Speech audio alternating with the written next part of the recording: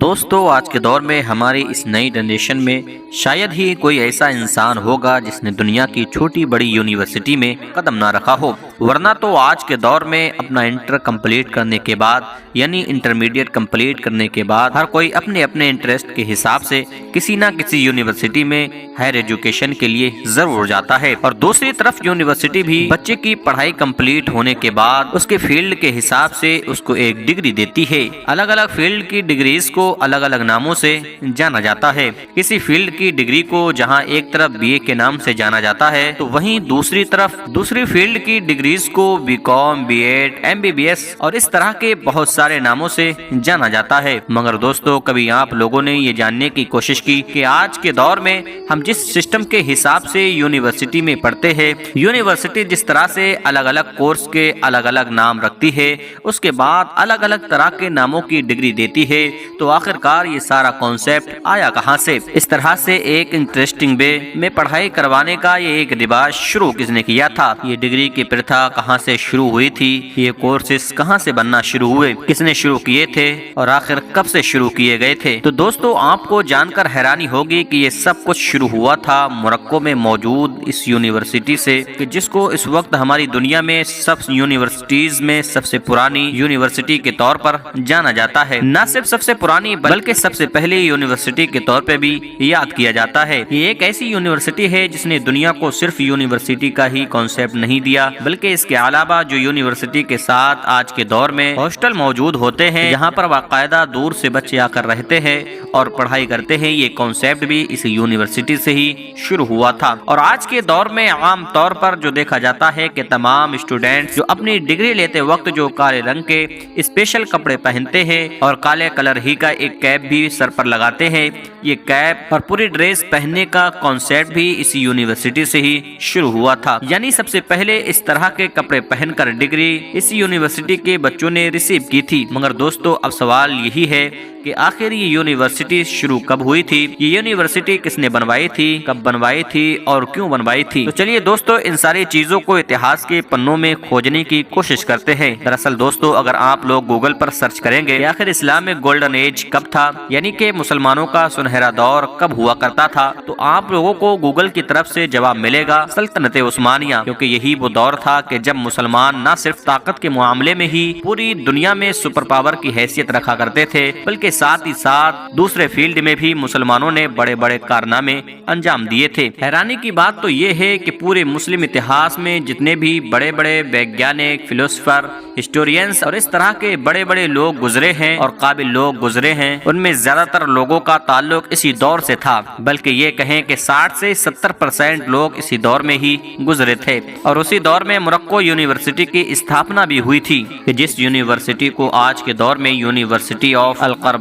کے نام سے جانا جاتا ہے۔ ایسی یونیورسٹی کی جو یونیسکو کے ورلڈ ریکارڈ کے مطابق ہماری دنیا میں موجود سبھی یونیورسٹیز میں سب سے پرانی یونیورسٹی یعنی کہ سب سے پہلی یونیورسٹی ہے۔ اتنا ہی نہیں، ان دونوں کے مطابق اسی یونیورسٹی نے ہی ہماری دنیا میں ڈگری دینے کا سب سے پہلے چلن شروع کیا تھا۔ اور حیرانی کی بات تو یہ ہے کہ اس یونیورسٹی کی استھاپنا کرنے والے یعنی کہ اس یونیورسٹی کو اسٹیبلش کرنے والا کوئی مرد نہیں تھا، بلکہ وہ ایک مسلم عورت تھی۔ ایک ایسی مسلم عورت تھی کہ جن کا نام اتہاس کاروں کی طرف سے فاطمہ الفہری بتایا جاتا ہے۔ یہ بات ہے آج سے لگ بھگ 1200 سال سے بھی زیادہ پرانی، یعنی کہ نبی صدی کے بالکل شروع میں آج کے دور کے ٹونیشیا علاقے میں الفہری نام کے ایک بزنس مین رہا کرتے تھے، ایک ایسے تاجر جن کی 2 بیٹیاں بھی ہوا کرتی تھیں۔ الفہری کی ان دونوں بیٹیوں میں سے ایک کا نام تو مریم تھا، جبکہ دوسری بیٹی کا نام فاطمہ تھا۔ اب جبکہ دوستو، اس دور میں موروکو کا فاس شہر اپنی خوشحالی اور امیری کے لیے پوری دنیا میں حد سے زیادہ مشہور تھا، یعنی کہ اس دور میں موروکو کے فاس شہر کی گنتی دنیا کے سب سے امیر اور سب سے خوشحال شہروں کے ساتھ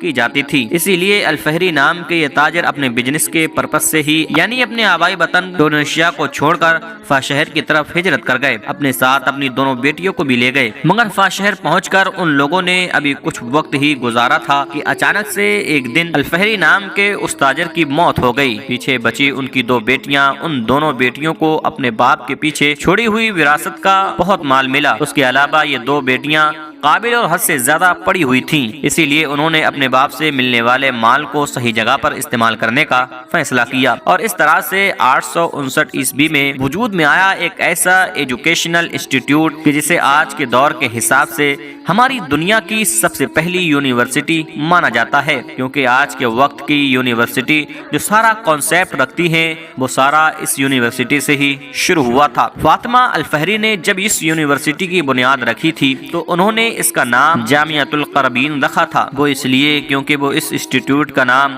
اپنے آبائی وطن کے نام پر رکھنا چاہتی تھی جہاں پر وہ پیدا ہوئی تھی اور پلی بڑی تھی۔ حالانکہ دوستو اس ایجوکیشنل انسٹیٹیوٹ کے بالکل برابر میں ہی فاطمہ الفہری نے ایک مسجد کی بھی بنیاد رکھی تھی۔ اس یونیورسٹی کے ساتھ ساتھ وہ مسجد بھی آج تک یہیں پر موجود ہے۔ دوستو انٹرسٹنگ بات تو یہ ہے موروکو میں موجود ہماری دنیا کی اکلوتی ایسی یونیورسٹی ہے جو پچھلے 1200 سال سے لگاتار ایکٹیو ہے اور ہماری دنیا کے ہزاروں نہیں بلکہ لاکھوں اسٹوڈنٹ کو نالج جیسی عظیم نعمت سے نوازتی آ رہی ہے۔ آپ کو جان کر حیرانی ہوگی کہ ہماری دنیا کے اتہاس کے ایسے بہت سارے بڑے بڑے مسلم اور غیر مسلم سائنٹسٹ بھی اس یونیورسٹی میں پڑھ چکے ہیں، جن سائنٹسٹ کو آج کے دور کے بڑے بڑے سائنٹسٹ کی طرف سے اپنا انسپریشن مانا جاتا ہے۔ یہ تو میں آپ کو بتا ہی چکا ہوں کہ ڈگری لینے کا رواج اور اس کے علاوہ ہاسٹل کا رواج بھی اسی یونیورسٹی سے ہی شروع ہوا تھا۔ اس کے علاوہ اگر آپ بات کریں کہ آج کے نئے دور کے حساب سے تو اس یونیورسٹی کو موروکو گورنمنٹ کی طرف سے ایک اسٹیٹ یونیورسٹی کا درجہ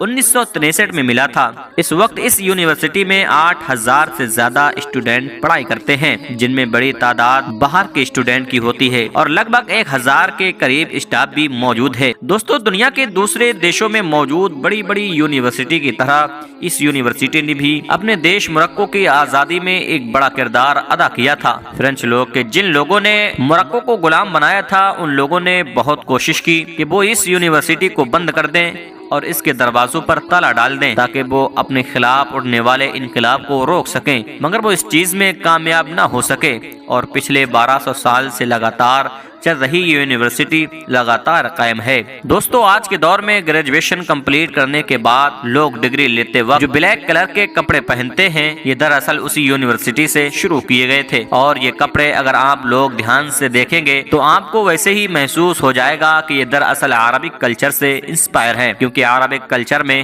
اسی طرح کے کپڑے پہنے جاتے ہیں، مگر ہاں ان کا کلر الگ ہوتا ہے۔ فی الحال دوستو آج کی ویڈیو کا اختتام یہیں پر ہوتا ہے۔ ویڈیو اگر آپ کو انفارمیٹیو لگی ہو تو ویڈیو کو لائک اور شیئر ضرور کریں، اور اگر ابھی تک آپ نے ہمارے AR نیٹ ورک کو سبسکرائب نہ کیا ہو تو آپ سے گزارش ہے کہ چینل کو بھی سبسکرائب کر لیں۔ ملتے ہیں ایک نئے ویڈیو کے ساتھ، تب تک کے لیے السلام علیکم، خدا حافظ۔